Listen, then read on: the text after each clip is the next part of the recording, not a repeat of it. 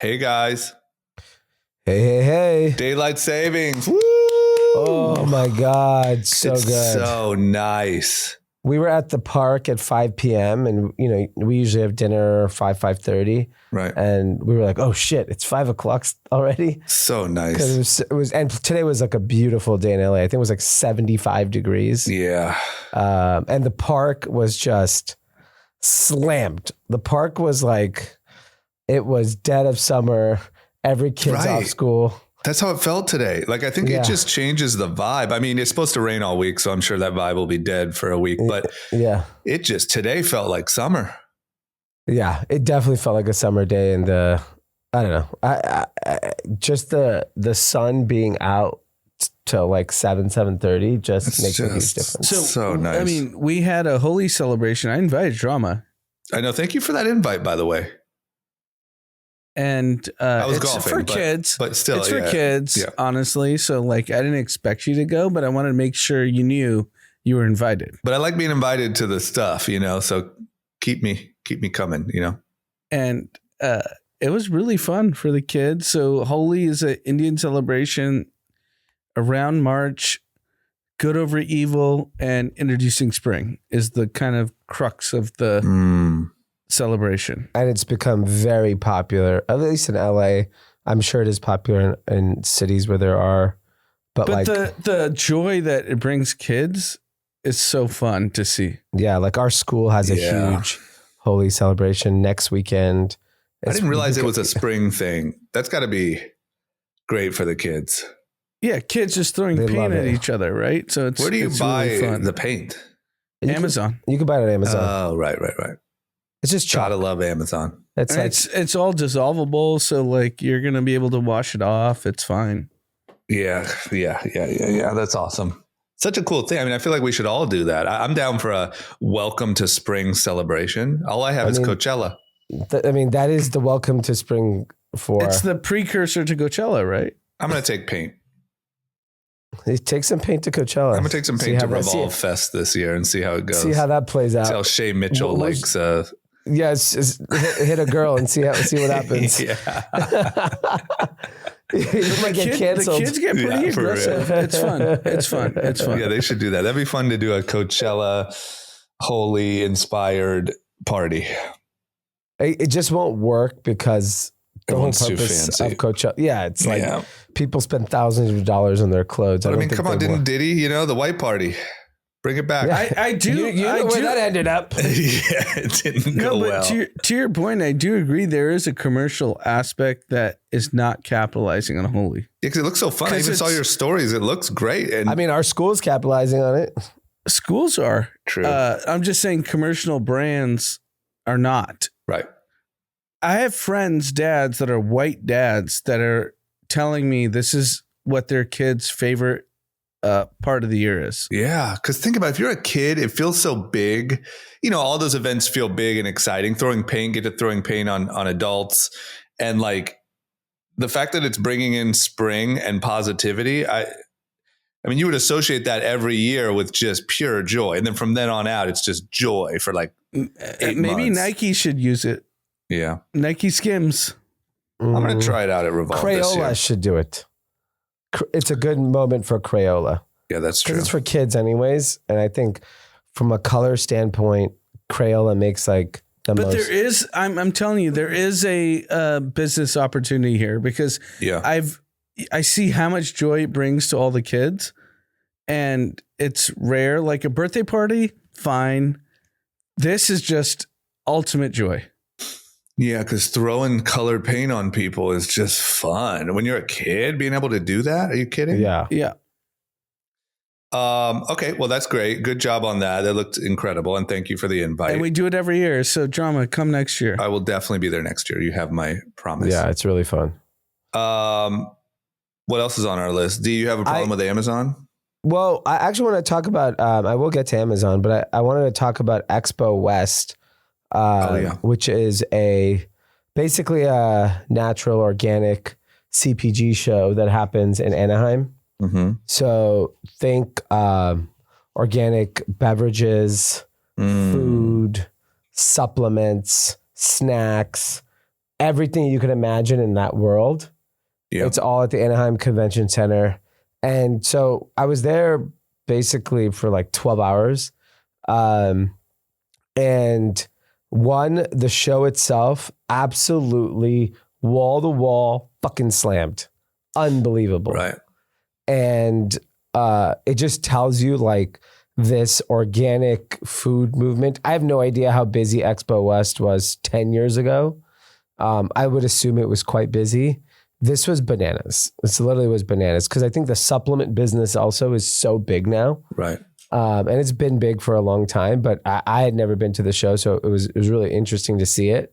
And I think like you're seeing how popular some of these brands have become, whether it's a beverage brand or like an Olipop or a supplement. The supplement business is fucking out of control. Do they let consumers into that one, or is it only? I mean, I just bought a ticket for $150. Right.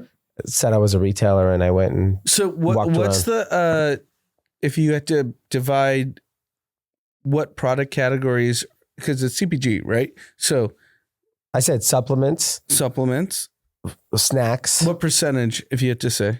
I mean, I know 2 supplement brands that do 500 million, so I think they're very, very big. No, I'm saying across the whole conference, because I know the conference is massive. I mean, I'm sure beverage, like our buddy from St. James was there. Yeah. He was pissed that we didn't. Oh, let me tell you the real fun fact. Mm-hmm. Kathy's are in CPG. Holy shit. The amount of group chat listeners. No, number of. What? The number of. Grammatically correct. This is Trump's era. We don't need to. Hey, listen, don't get started now. We're only 7 minutes in. God damn it.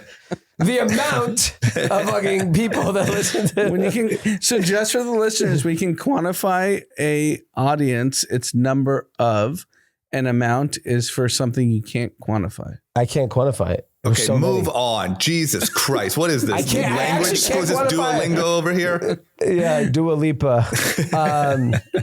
The amount of people that came up to me that listened to the pod was nuts. It was I go to a lot of trade shows. Right. Like obviously I go to all the fashion ones. There's always people that come up. I'm talking like every 10 feet I ran into a group chat listener. And they're doing all kinds of things. People that were in manufacturing of CPG, some people are in the Amazon space on CPG, some people were launching brands, some people were in finance in the space. But it just tells you that like wherever there's opportunity, smart people kind of start showing up. Right. And in this like organic food space, there are so many smart people showing up, like really, really fucking smart people that I ran into that do all kinds of stuff previous to CPG were all at the show. So I think like it just shows that even I read today, I don't know how true this is, but Brian Johnson's company, Brian Johnson, for those that don't know, is the health guy. Longevity guy. They're saying that his company's already doing 100 million ARR this year. So, and I know Peter Attia has a brand that he's launching that is raising at some astronomical valuation. Yeah, so I do think health and longevity and anything in that world. Like, what supplements do you take, Drama? Pretty like random, like pretty normal ones. Like I take, vitamin C, B, magnesium, all the stuff. But like, is there a brand? No, I'm not loyal to any brand. No, you're not loyal to a brand. No, because there's clear like Thorne and Mary Ruth Momentous does really good. Momentous and Live Plus. So I guess my question after you went through the conference, which product category was the most exciting for you? For me, not you as a person, you as a business person. I mean, I think the supplement opportunity, even though it's pretty saturated space, there's so many like niches in. Like there was women's menopause supplements. There's young women's supplements. There's creatine for meatheads. The other thing that's cool that there's never been before is now there's a whole ecosystem of creators around. Yes. So if you want like a woman's health creator, there's a whole ecosystem of them. If you want a pregnancy health, stay fit while you're pregnant, there's a whole ecosystem of them. So when it comes to marketing, like there's all these people that have great platforms. I'm getting spammed on TikTok and I think just TikTok. Grains, which is a gummies version of Athletic Greens. Yeah. I don't know if you guys have seen that. No, but like I get served a different version of that from some other brand. Yeah. Right. Anything, I'm telling you, any like gummies in a healthy form are like all over TikTok. I actually buy them too. That's the problem. Yeah, I mean, I think a lot of people do it, but I think like you can find different niches of a way to attack the supplement business, whereas like in some of these other categories, like snacks is a very interesting one. So recently, that popcorn brand Lesser Evil went to market, and I think they're trying to sell at $1 billion, and they do like 20 million of profit. And I think there's like massive opportunity in the snack space. That thing is changing a lot because like think about all of our children are not growing up on Oreos and Doritos. And my kids have probably had Doritos once in their life. Right. I don't know if they've ever had an Oreo or a Chips Ahoy or any of those snacks, right? They're growing up on Nature's, whatever, there's a Nature something brand cookies and different types of chips. And so I do think that, I mean, look, I think the whole health organic food space is so early days that I think like a lot of this low sugar, high performance type products are going to continue to be popular. Right. I'll tell you too, I had a completely different experience last week where I went to New York for Toy Fair, which is the toy and game convention. At the Javits. At the old Javits. And, similar, but just a very different world, right? Just completely packed, the entire Javits Center, lots of action. That one is only for industry people, which is crazy. I think they should open it up because it would be like a kid's dream. Because it's literally everyone showing their toys and their, their games and their little stuffed animals and all their shit. But same idea, like also incredibly crowded, also lots of stuff going on, also lots of acquisitions. It's just interesting. I don't know. It's funny how like you don't really know how much potential there is in an industry until you start kind of going and poking around. Yeah. Go to some conventions, go to some whatever, and you'll be shocked at how much action is going on. There's actually like a flux of conventions. Yeah. Because I hear about every convention. There's a cement convention. But they're all popping. There's a lights convention for like Christmas lights. I want to start a convention. Dermatology convention. There's everything. Yeah. Is that the only way you can kind of do B2B? Yeah. Look, I think like, because those are industries that we don't even like. What I learned is so much of what's happening there is everyone from the industry is going to one place at one time. So like you're meeting with all your vendors, you're meeting with all your distributors, whatever no matter what the industry, I think there will always be an opportunity to have an entire industry go to the same city at the same time. Yes. Like, it'll always feel productive. Yeah. And like I'll give you an example.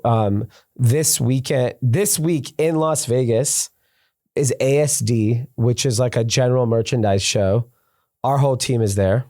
And this show is... What does general merchandise mean? Non-apparel product. So people are selling home appliances, CPG products. There's people selling tobacco. So every major retailer goes to this show. Like Walmart, Target, Amazon sellers, everyone kind of that world goes. Closeout liquidation in the general merchandise space. So everything at a store that's not apparel footwear. So our team's at that show right now. Slammed. Bananas, they said. Then there's a return logistics show this week. I'm sure that'll be slammed. I wonder what that crowd is. Yeah. I mean, I'm sure it's like alcoholics. The next weekend is National Hardware Show. That's a fun one. Which our team's at, which I'm sure is going to be bananas. Right. All of these shows are fucking nuts. The only show that's actually dead is all the apparel ones. Do you right, think but you also got to keep in mind, like the excuse to get away from the wife and kids on the company dime and go to a cool city, it will never not be jumped at. Yeah, it's basically Vegas and Orlando is what I'm gleaning from people. New York is still very big. Yeah, I feel like New York and then like Orange County-ish. There's still Anaheim, those. Anaheim still gets a lot of shows. Right. San Diego still has Comic-Con and all. There's a lot of shows there. Nashville has now shows. Nashville's becoming a big show hub because just of locations. I mean, our team goes everywhere. Chicago. Yeah. I went to fucking Cannes for a duty-free travel show. It's incredible. And let me tell you, it was so fucking crowded. Yeah. Because it's Cannes. That's what I'm saying, man. Like, I feel like if you're a person that is trying to find your way, you know, or your thing, like, I don't know if this is great advice, but like when you go to these shows, I'll give you real life. Ali here, who launched Raised, a beverage brand. You didn't go to fucking Expo West. Ali. He did not go to Expo West. And I was like, what are you doing? Yeah, you got to go. You have to be there. Even just to like see, I don't know, man. There's something about being in person, like seeing what's happening and seeing honestly, like who has momentum and why and what's going on. It's just I at Expo West, I had FOMO. Yeah. Wait, what was Ollie's response why he didn't go? He just didn't go. Is that mic on? Why didn't you go, Ollie? I mean, you have no wife and kids, so what's your excuse? Were you jerking off? I mean, at least I would have accepted that as an excuse. Yeah. You know, I think honestly the real answer for me not going this year is because like I think for us it was too early, so I didn't even prioritize that. Yeah, but to network. Yeah, that's one thing that I told Dee after he told me that he went. I was like, that's one reason why I should have gone. But beyond that, I think I'm so focused on getting this new launch up and going. I know, but like when you go there, what I saw, and this is why I still go to trade shows, even in all the industries that we're involved with, you walk away like so excited. Yeah. Like I walked away, like we are not heavy in CPG. We're heavy in supplements, but not in CPG. I walked away like, fuck, this business is big. No, the craziest thing is we have a mutual that sent me a picture of you being there. Yeah. I was like, shit, I should have gone if Dee's there. Yeah, that's what I'm saying. Like but even, you know, I was telling someone the other day who's like trying to figure out what they want to do with their life. They have a little bit of money and a little bit of freedom. I said, I think I would just go to trade shows for 3 months. That's what I'm saying. Go to every trade show. That's what I'm saying. It'll give you a vibe you may of like just find yourself like, fuck it, I'm in the hardware business now. Right. I found an opportunity. And you could find an industry where you're smarter than everyone. And you understand like who the people are. Like, you know, you get a visual. Or you find the ARB. Yeah. I think you'll find the ARB more so than, I don't know if there's any industries left where like there's the ARB of the intelligence. I think if there's an opportunity, smart people have showed up. Yeah, that's another thing you learn. You also learn how stiff the competition actually is because people are arbing their tits off and you're like, oh, I'm going to be the only guy in town at the hardware show. And then you see, you know, people just with new innovative ideas. I'm sitting there talking to all these supplement brands and they're using terms I have no idea. I'm like, oh yeah, BLX, right, whatever. Like, right. It's just like, I don't know if that's a retailer. Yeah. I don't know if it's like a law. I have no idea what they're talking about. But you have to pretend you know. Oh no, yeah. I'm just like, yeah. You know, devastating. Totally BLX, devastating. Yeah, it's just devastating. It's crushing the whole market. Yeah. But it makes you smart, and then you're all of a sudden I'm like chat GPTing, like, what the fuck does this mean? Now you need to figure it out fast. That probably solves a lot of the conference conversations because everyone's just chat GPTing or grokking or Geminiing. Yeah. Because you can't like get one off someone, right? Well, it's just in the moment you can. You want to know a hot move that I'm seeing a lot of people do, and I saw someone from our team do. You know, when you're at these conferences and you're talking to people one-on-one, they vomit information. Yeah. As opposed to on Zoom or an email, they'll never share anything. No. Right. You rock the Meta glasses and you record the whole thing. I like it. You can get trade secrets like a motherfucker with Meta glasses. I mean, those things are good. I'll be on record. I think Zoom video calls are the worst ways to have a conversation with someone you're trying to do business with. I 100% agree with it. I think that's your opinion. Of course you agree with it. Like, if you did a call, you get more out of someone than staring at them in the face. Right. Yeah, I think it's a cheap substitute for in person, and that either go in person or get on a call. It doesn't matter. I agree with you on that. I mean, I think it's good for like if you're sharing your screen and all that bullshit. But I agree with you on it. I think that it's more annoying than being on a phone call, but it makes you feel like you don't have to be in person, and so it lives in this middle zone that's actually kind of pointless because you could probably get the information a lot quicker. I don't think people are as effective. That's my. You don't think what? I don't think people are as effective. No, not as in person. Absolutely not. No, even if they were on a call. Oh yeah, I agree. I agree with you. So I was on a Zoom call for a board, and I went off video, and I was way more able to explain my ideas. Yeah. Had I been on video. Yeah. Because I was walking around and I was just talking, and I was able to like formulate my thoughts. Right. And I was like, oh yeah, I'm able to like communicate. Yeah. I think with the video, if people are actually paying attention, it's effective. Maybe half the people that people have video calls with are not paying attention. About pre-COVID, I've seen you do a million calls. Yeah. You walk around. Yeah. So you can't do that.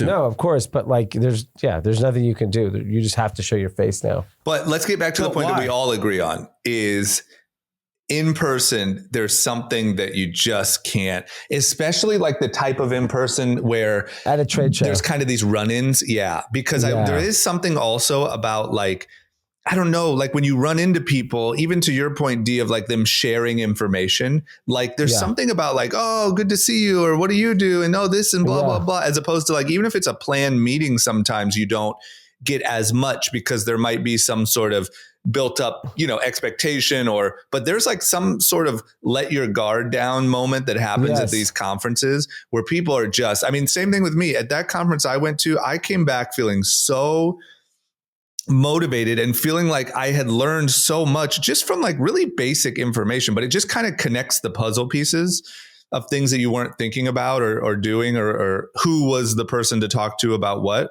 And you definitely can't replace that. I mean, conferences aren't going anywhere. I think conferences are accelerating. Yeah, I think they're getting bigger and they just create excitement. Like you just see people interacting with your product, and especially in a food business. Like I ran into Jash, who listens to the pod, has Poppin' Bottle. The amount of people that were excited to try like their new products, or St. James had their White Lotus collab. People wanted to try. He sent me a bunch. Yeah, so like I'm a huge fan of this show. So I think like it's exciting. Just being there. What I think what drama's pointing to, which obviously you've experienced a million times over, is when you're in person, they kind of like do the wink, like this is what's really going on. Yeah. Right.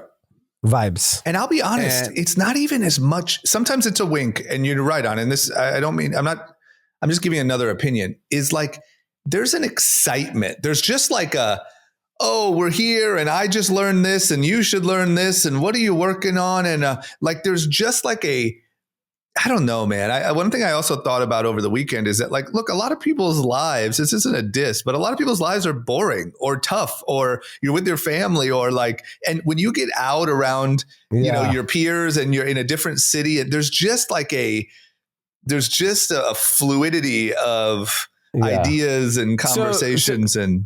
So at the convention, the Hilton in Anaheim is kind of attached to the convention center. So I had ended up having a lot of meetings in the lobby. Mm-hmm. This fucking place was so goddamn crowded. Right. I couldn't even find a seat to sit anywhere. Yeah, same. Yeah. So I'm walking in and out. And then finally, 2:00, I had a meeting. 2:00, the bar at the Hilton fucking slammed. That's what I'm saying. It was just, and people were just having a great time. Yeah. But that's when you get the info. Yeah. Everyone's just 100%. like, yeah. You know, sugar's over, guys. It causes diabetes. Right. Yeah. Look, I think it's decent advice that if you don't know what to do, you're a smart person, especially if you have the resources to spend a few months or, you know, whatever, figuring it out. Going to some conferences, like looking up what the conference circuit is looking like, picking some things that you might be interested in and going to some conferences, you just learn so much. It's really cool. Yeah. And a segue to that was, you know, there's been a lot of, I deal with a lot of Amazon sellers and a lot of brands that sell on Amazon, anything Amazon related. And most recently in the last year, the complaints I've heard from Amazon sellers are fees are through the roof. Yeah. I've looked at a bunch of audits of brands. Most brands are paying somewhere like 60% on fees. Yeah. When it's all said and done. It's stupid. And then they increase storage fees. Yeah. There's a new is rule. Is that 2x from like 5 years ago? Something like that. And then they increased, they came up with new rules when they lose your product, how much they'll reimburse you for it. They've become very, in my view, predatory in the way that they're operating. I hate them. And it's created, like, so there's this enormous backlash where every brand I talk to says, or every seller on Amazon, 3P or 1P or just a brand is like, I fucking hate Amazon. They're ruining my business. Yeah. And simultaneously today, I saw someone post Amazon Logistics, meaning their warehouses, has now launched 750,000 robots to help speed up fulfillment and be more efficient. Right. That means, yes, there's a lot of capital expenditures and enormous costs they've spent, obviously, on those warehouses and all of that robotics, but that means their labor is gone. Yeah. And that means they're becoming more profitable. And my hypothesis is Amazon is susceptible to the same macro challenges as any other retailer. Amazon is no longer the value place. It is not the cheapest place to buy anything. Right. It is just the most convenient place. Right, because you have Shein, Temu, or even just go to a store. Like we were at Dick's Sporting Goods, and then the same glove is $10 more on Amazon than it is in the store. And so you look at like the cost of, for a consumer, the convenience is why people shop at Amazon. And there is a certain cohort of American consumers that do not care about price. They want the convenience. And that's fine. They're always going to win there. They want the goods next day. They want the same day, whatever. Yeah, whatever. And they're willing to pay for it. But given the macro challenges we are facing, I think people will drive to the store and get a better price. Why the fuck not? Who cares? I'm not getting ripped off. And now... Definitely in the suburbs. It's a little tougher where we all live. Yeah, but we don't represent the masses of shoppers. If you're in America. a suburb and you can drive 2 blocks to the, grocery store. In West Hollywood, it's miserable. Plus, I wonder what percentage of Amazon is like a little bit of over buying. Like maybe it's good that they don't have it in your town. Like you're just buying things because it is so easy. And if the economy tightens up and if whatever, you're also just going to skip that extra water jug that you would have got when you can go down to Walmart and get, I think there's a lot of that too. I think my point was my point I'm getting to is Amazon is not the cheapest place for consumers. Right. Sellers on Amazon are very unhappy with the experience. And what we've seen in history is no one is good forever. Everyone can be beat. Right. So you're short Amazon. I'm not short Amazon at all. I actually am more bullish on Amazon as a profit center than ever. But what it does... Because they're extracting profit. Yes. I think they're just better at... They're like doing the Apple. Yes. Charge you more, blah, blah, blah. Yeah. They're at the Apple stage, and that could go on for another decade. What I do think is the opportunity, though, is when I look at TikTok Shop and I look at Shein, that and Temu, there is an opportunity to disrupt Amazon. But they don't pay the price. What? They don't pay the price. That's what I've been told. What do you mean?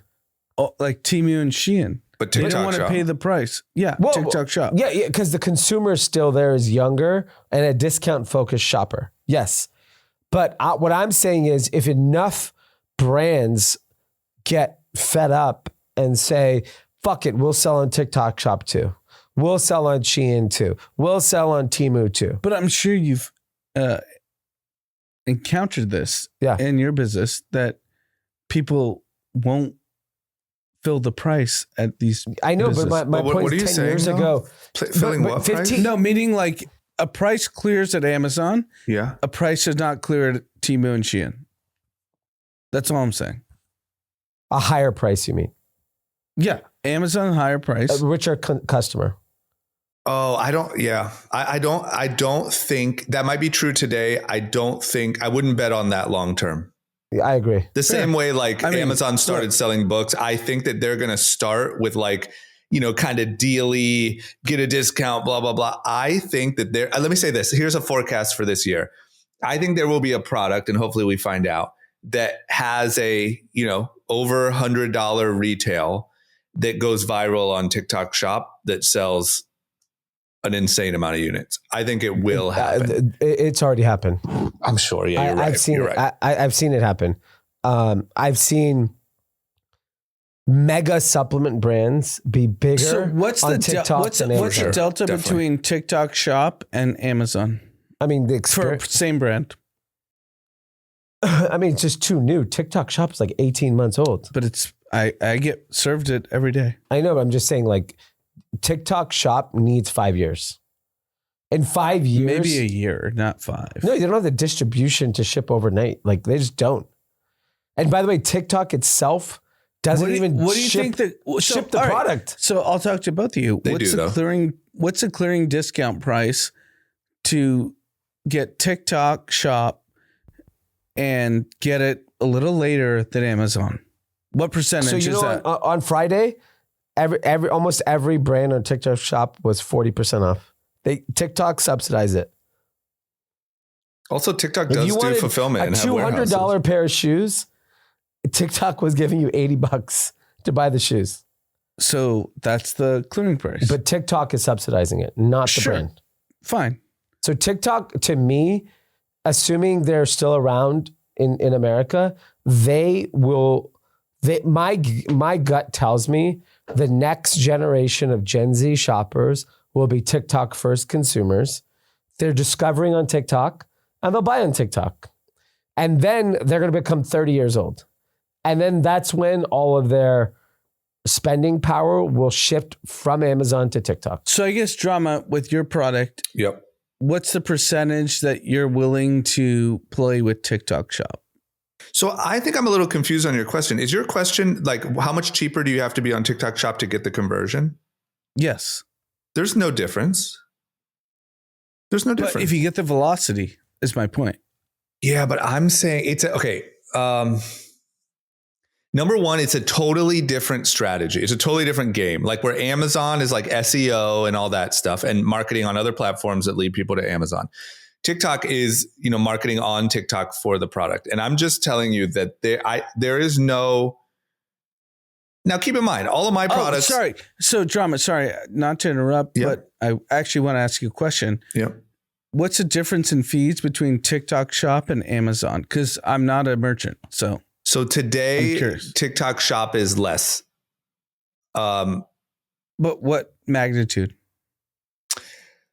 Look, to be honest with you, I'd have to actually give you a real complete breakdown. But I know that my margin, TikTok Shop, I think, is subsidizing a lot. Yeah. And their shipping and their storage fees are essentially nothing. I think it's, I forget what percentage it is. It's significantly less than it is for me to ship it myself. Okay. And it's cheaper than for me to store at my 3PL.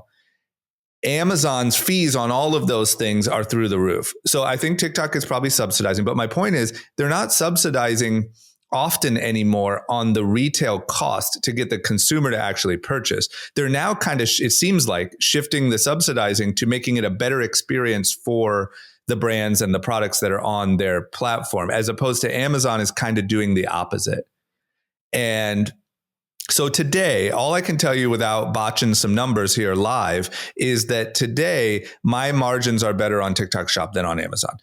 That might change, that might whatever, but I am telling you that there's something to Dee's point.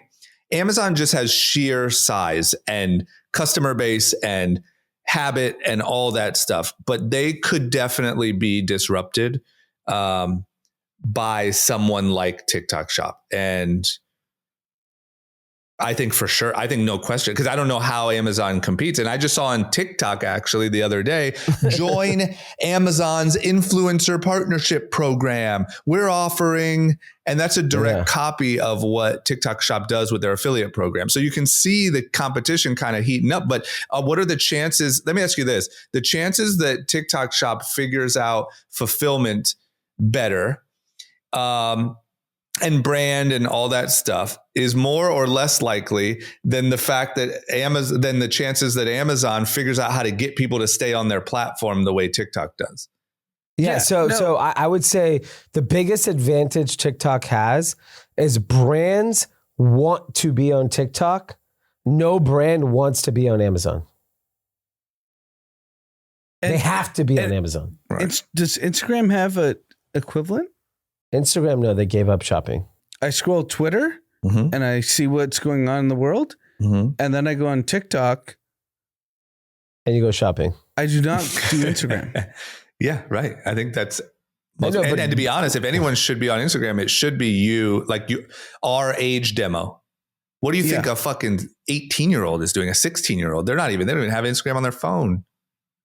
Yeah, they're not on it. And I think that's my point is that I think the TikTok way of discovering brands, TikTok has a huge advantage is that the discovery is happening on TikTok for the best brands in the world right now. And if you make it easy to shop, which to me, that's just execution, and they're a Chinese company, I'm confident they can execute the distribution piece. It's going to cost them a fortune to do it, but they can do it. Whereas Amazon doesn't have the content piece. Yeah, sure, Amazon has Amazon Prime Video, but it's not tied into shopping. Right. It's just a different ecosystem. Like you're watching the show on another platform, but it's not tied into shopping. Right. And TikTok has the ultimate advantage. Yeah. That's what I'm saying. And for Amazon to get what they have is nearly impossible. For TikTok to figure out what Amazon does, reasonable. It's money. And by the way, like in Seattle, TikTok has an office where they've hired a bunch of ex-Amazon people. Hundreds and maybe even thousands of ex-Amazon people. So it's just a matter of time I think Amazon disrupted, all these big box and wholesale companies. I think that TikTok or something like it could disrupt Amazon. And I think Amazon has gotten into Apple phase where they're cranking up fees and my margins on Amazon suck. It's horrendous. But you got to do it. And where they're in that stage of their business, the next Amazon, there was a time when Amazon was the place to make millions and millions of dollars when it was new and they were subsidizing and they were really getting behind new and emerging brands. That day is done and someone else is going to use that playbook. Well, no, it's the same thing that Uber did early on. They lost on a per ride basis. It's the tech playbook, but it's a tech playbook. They lost on a per ride basis and then they grabbed the market share and they were like, okay, now we're going to raise the prices. Right. That's the playbook. And I think, look, I'm not saying Amazon's going away. I'm not saying even TikTok is going to replace it, but I can guarantee you that at the Amazon headquarters, they're stressing over what's going on TikTok Shop. Yeah, and right now, all the brand sentiment from their sellers is not great. And they're just in a spot that they're going to have to navigate. I think Amazon has to reduce fees fucking tomorrow. I know. If anyone from Amazon listens to this podcast, you need to go into the company inbox and fucking email Jeff at Amazon.com and say, you need to lower fees. Because if you don't get at the end of the day, every marketplace in the world is supply constraint. If you have the best supply, you get the demand. Right. And this is the same problem with every eBay, Poshmark, Airbnb, Uber supply constraint. If there's no fucking drivers, then you move on. You get a taxi, you go to Lyft, you move on. And so Amazon will also be supply constrained. Think about how many brands Nike does not sell on Amazon to this day. Right. Is there Nike product on Amazon? Of course, because it's 3P sellers. But like, there's so many instances where Amazon is missing out. And I think they're playing their hand like way too aggressively right now. And they have to chill out. Yeah, I agree completely. Because look, if you started a company today, once again, you'd start a hot water bottle company or any of those people at the supplement, you start a supplement brand. It is so hard and expensive to gain awareness on Amazon. You have to go gain awareness somewhere else and drive the people to Amazon. But guess where you're going to gain the awareness? On TikTok. So why not just sell it on TikTok and now you disrupt it? If TikTok figures out fulfillment the Amazon way, which let's say that cost them what? $20 billion right over the next 5 years, then. But they're on it. I mean, it's not Amazon size, but from my perspective as a small business that sells to Amazon and TikTok, it's the same thing. Yeah, but it's just, you mean the experience for the customer? No, the experience for me. I send to the distribution center. It's fulfilled by TikTok. They allow you to have a certain amount of inventory. How quickly is your customer getting the game? It's quick. It's a couple days. They have an East Coast and a West Coast. I think the couple days needs to be 100%. And then, but think about it like this soon, you already have one on each coast. I mean, how hard is it to open fulfillment centers in, all over the country? Not hard. It takes a minute.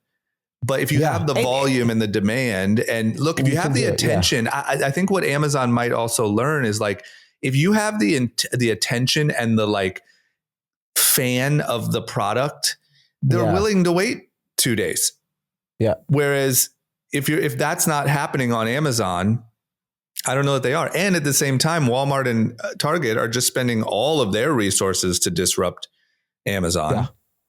So you're getting it from every side. Where at Target, you go, you place your order, you go walk in the store and grab it. I mean, curbside pickup at Target, I use it all the time. It's so fucking good. Yeah. And they are really focused. I mean, they're just getting it from all angles. Yeah. And I think the fee structure has to change. At the end of the day, what I don't understand about Amazon, where the big miss is, if the sellers are unhappy and they don't make money, that's not good. Yeah. Yeah. It's fucking horrible. In another marketplace that I wanted to touch on before we move on was Facebook Marketplace. Yep. And it seems to be that Facebook Marketplace is the main reason young people still go to Facebook, because there's deals. Is that like Craigslist, modern day Craigslist? Yes, it's souped up. There's 100%. Even Facebook groups where someone was telling me where people just list stuff for free that you can go pick up. And so the entire group is it's free. Like localized little groups. Right. So in LA and New York, and be like, I have a couch. 200 people can enter into like a drawing to basically win this couch, and you can go get it. I think they did that and here when we had like an office here, and when we had to clear it out, I think some of the employees just put the stuff for free on Facebook Marketplace, and it was just empty in like 2 days. And people just showed up and picked it up. Yeah, I think that's what happened. I think Facebook Marketplace specifically for young people, for like furniture, sports equipment, like, I mean, I've gone on their local and be like, hey, I want this brand new treadmill. I'm getting divorced. Here you go. Really? Yeah, I've seen it. It's just funny that like people are calling out that's where they use Facebook the most. Yeah. Because even Anand, if Anand, and because I'm not really on Instagram that much, if Anand is phasing out of Instagram, that's bad. I'm down. The fact that you're straight to TikTok is like, man, TikTok's. Yeah. And I think 60-year-old, men and women are doing the same thing. Like, meaning I think TikTok is like way more like, I think we still have it kind of stuck in our heads as a young people thing. I don't think you have to imagine that 25-year-olds, TikTok's not their second option. No. Yeah. That's why what I'm saying is I think we still kind of look at it as a young people thing. And I think it's everybody now. Everybody. Yeah. It's just too good. All right. Well, we'll see. But it is interesting that Amazon's in this one boat, and then there's kind of all these emerging ones in a different boat. So I'll give you a personal example. I saw this morning, I woke up at like 6:30, 7:30 in the morning. No idea what time zone we're in now. Because of spring forward. Right. And I saw on Twitter that there was this SNL skit of like a Trump impersonator, Marco Rubio and Mike Myers was doing it. Yeah. And I learned that from TikTok. And then I told my mom, because I know my mom loves this stuff. And I was like, hey, we should turn on Peacock because you're going to see the skit. Yeah. But I discovered it from TikTok. Yeah. I think that's like literally when Trump did that address to Congress the other day. I think that went out to everyone's TikToks, and depending on what your algorithm is, maybe it was showing you how great AOC did with her sign, or maybe it was showing you how great Trump and the right did with their highlighting of people. But like you watched it through that filter. I think probably, a certain group of older, mostly people probably watched it live. But I think the majority of people who even know that happened watched it through the filter that it was given to them on TikTok. And I think it's brilliant. I mean, I don't like, once again, as far as secrecy and trade secrets to China, and I think it's absolutely horrendous, but it just blows my mind that no American company can match what that algorithm does. It's just same as you. Like, it knows probably you have a light interest in UFC. You hop on there. You're not going to sit and maybe watch the whole fight, but you see all the little highlights and the breakdowns, and someone made a funny comment and a whatever. And that's the filter through which you watch current events from. It's way more fun. Yeah. It's the personalization is just, and that to me is the biggest threat to Amazon, because personalized content drives personalized commerce, and Amazon is not a discovery platform at all. It is just a transactional platform. Right. And you could make the argument Amazon's website is fucking horrific. I don't think you have to make that argument. I think it's like a horrific experience. Right. So like, besides one click checkout, like they don't have anything. Right. I think it's really tough to shop that site. And last but not least, I just want to add the fact that they treat the sellers that way, and they have a copyright and fraud and knockoff problem is, to me, the double whammy. I know a lot of people deal with it, but it's just, you pay all these fees, you do all this stuff, you play everything by the rules, and then they don't really help you from someone just stealing your thing, No, it's bad. Interesting. The other topic that I thought was super interesting is I read this headline and I was dying of laughter. Boomers are setting up a showdown with millennials, aging in place and plunking down because hundreds of thousands boomers. I mean, they have no choice at this point. Yeah, if they want a home. Dude, check this stat out. This is fucking nuts. So, one of the challenges of the housing industry is that I think a third of all homeowners are baby boomers. Okay? Yeah. That's not that surprising of a stat. That's fine. Half of them, actually more than half, don't have a mortgage. Right. They're never selling their house. Yep. Well, they've paid it off. Yep. Yeah, that's my point, is that they don't have a mortgage. So if you have a free place to live, you're not selling. It's By the wild. way, no one in your family may ever sell. Whoever you pass the home on to, a child. Yeah, the elite relative. in like 50 years might just be people who paid off their mortgage today. Yeah. Because nobody else can own property or a house. Yeah. I think that's like a really interesting thing. And you're seeing like baby boomers are aging very, very well. Yeah, all these damn supplements and you take all these supplements and longevity. Yeah. You're talking like, the American housing economy was banking on people living to like 75 at best. right? Yep. Now everyone's 105. Yeah, fucking Peter Attiel, Dr. Huberman's teaching them how to live in that fucking house for 20 more years. If you want to compound the problem, is that the burden on the healthcare system, because they stay alive because they're things that keep them alive. Sure, but I also do think people are becoming healthier today than they were 30 years ago. Well, and they're healthier, and kind of also to Anand's point, like medicine is also better. Like we can keep people alive longer, and it's the combination of all the shit. Like the greatest. It's not the greatest quality of life, right? But that doesn't matter for that house that's paid off. They're sitting in one room of it. With the house, 4 more open rooms. The house's quality of life is through the roof. Yeah, that thing's just chilling. No fucking mortgage, no nothing. And you know what's funny is obviously we had the Holi party at our house.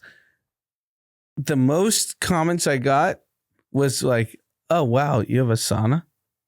Yeah.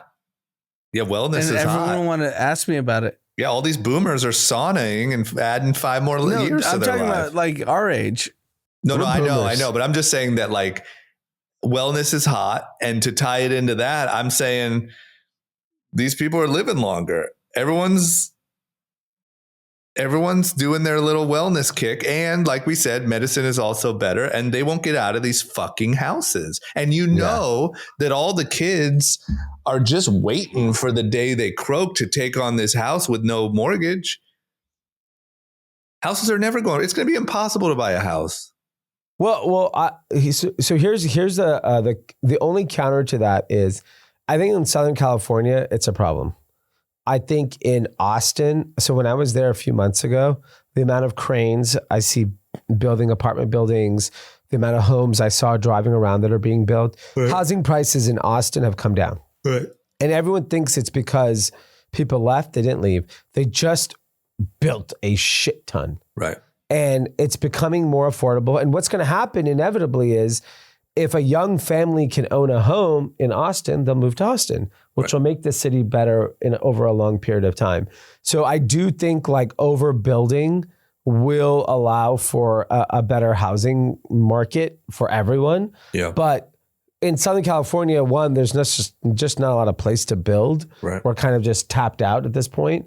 You got to go further out. I think there's a lot more to be built from an apartment standpoint, but actual single family homes, it just goes further north. It goes further west. Right. It goes further south. But don't they talk about it like it's a nationwide problem? Housing permits and things? They do. But in Austin is a good example of an area that like continues to build and has brought home prices down. And if you want to buy a home in Austin, you can actually buy a home now. But don't you feel like there's going to have to be a nationwide push to get some of that regulation cleared? Yes. I think it'll happen in most places. I don't think it happens in California. Yeah, that's fair. Realistically. But it's, I do think it happens in Texas. I think it happens in a lot of the Midwest states, and it's obviously happened in Florida, but like, I think Southern California, we're too still stuck in the bureaucracy of like nonsense and environmental bullshit that there's still already issues happening with the Palisades. Permits are being pushed. Cleaning up the mess has being pushed. Right. So like, if you don't do it for the people that live in Palisades and Altadena, like they need their homes back ASAP, right? So that to me will be the test. If Altadena, Pasadena, Palisades don't move fast, well, forget it. It never happened. What I didn't realize too, and this is probably a little bit more pronounced in California, but it's probably everywhere to a degree, is like a lot of the people holding up the housing permits and things are the people who currently own the real estate in that area. Yeah. So it's not even just the government's complete fault or the whatever. It's also that the people who currently, the boomers are like, fuck no, we're not opening up this place for, an apartment building or for whatever. And I'm okay with that. Like, dude, you got to rebuild the people's homes first before you start worried about affordable housing. Well, no, I'm not talking about that. That's for sure. I'm just saying in general, that's a general fight is like the current owners of the property. in any area, but especially in expensive areas, don't want newer or affordable housing being built. And so they're lobbying against that as well. So it's the people, the government. That's why I think the bureaucracy of Southern California won't allow for that issue to be solved here. Yeah. I think it can be solved in other places. Yeah, I hear you. Yeah. It's just funny, man. These fucking boomers. Boomers got power and they're going to be around a lot longer. Yeah, man. Yeah. Brian Johnson, bro. These guys are never moving. And you know, boomers are taking Ozempic. Yeah, and they just got... I see a lot of skinny boomers around LA now. Yes. Which I did not see 5 years ago. I mean, if you look at our pod, right? So there's 5 of us. No one's overweight. We're not taking Ozempic, but we care about our health. I know, but that's always been LA. LA's always been 15 years ago walking around West Hollywood. If we were in the Midwest, 2 of us would be fat as shit. You think so? 100%. Yeah, just statistically. Between what, Swenson's and fucking Swenson's. But yeah, you're right. I mean, you add Ozempic, you add all these things. In all seriousness, you're adding. There's a bunch of boomers that just got a new lease on life and a hot new bod for the spring. Yeah. Yeah. And they're like, think about it, like all of their real estate is worth a fortune. Yeah, I know. And you bought these houses for like $60,000, and now they're worth $500,000, $1 million. I wonder what's going to happen. If you ever need money, you could just tap that. Right. I wonder what's going to happen. Like, obviously, eventually they're going to pass all that down to a group of people who probably never really had an opportunity to buy a house, at least not at the same, level. And like, I wonder what will happen more. Like, will people will their kids live in the home, keep it until they're old? Will a bunch of them sell it for cash because they don't care as much about having a home? Well, no. I think the problem is in a family dynamic. If you have more than one child, there's no fucking way you're not selling that house. There's no way you're not selling it? Yeah, because like, think about it. Like, let's say, you're a family of 5 from Texas. Right. And your children all live in the neighborhood. Parents pass. Three children now inherit this home. Right. Who's going to live there? Right. You're not, it's impossible. If there's multiple to decide kids, one of 3 children who gets to live there. Yeah. What is the easiest solution? Is you sell the home. All 3 get an apartment. And all 3 get a condo at the best, right? That's what's going to happen. It's just, it would be nice if someone would live in the home, but that's just not going to happen. Right. Homes are just going to get sold. So interesting. Okay. Last but not least here, our future Democratic nominee has just signed a $100 million plus deal, re-signed with ESPN.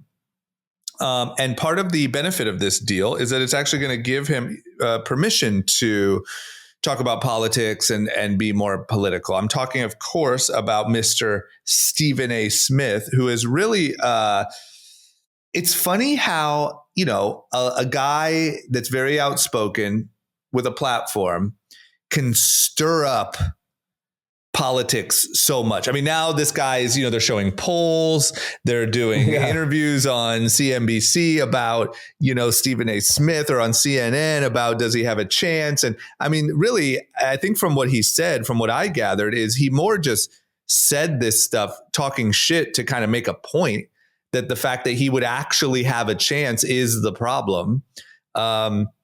But either way, I'm more like, 'cause I think they signed him for a 5-year, $100 million deal. Yeah. Pay him $20 million a year, right? Yeah. I can't watch him. He's unfucking bearable. Yeah. He's so annoying. Yeah, I agree. Oh, he really? shit talks on LeBron. Yeah. I don't fuck that's with him. why you don't like him. Oh, interesting. He finds it. I thought Stephen A. Smith and Skip Bayless had something very special. Yeah. Right. Like, they were awesome.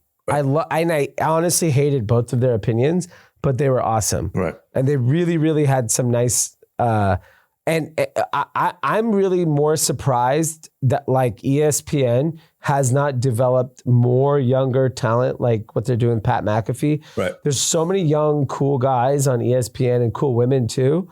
Like I'd rather hear those people talk than Stephen A. Smith. So fucking annoying. Yeah. So I can't believe he's popular still. I agree with both of your points. Pat McAfee, to me, is the GOAT. Goat. I watch him every morning. I get on the treadmill and I put on like an incline and I walk to Pat McAfee. Yeah. Yeah. I think the bar is a little low, D. I think it's like when you're coming from like uptight, boring ass journalism or broad, whatever the fuck you want to call it, like any personality. I mean, and look, I do think that Stephen A is really good at stirring the pot. Like he's really good at attention.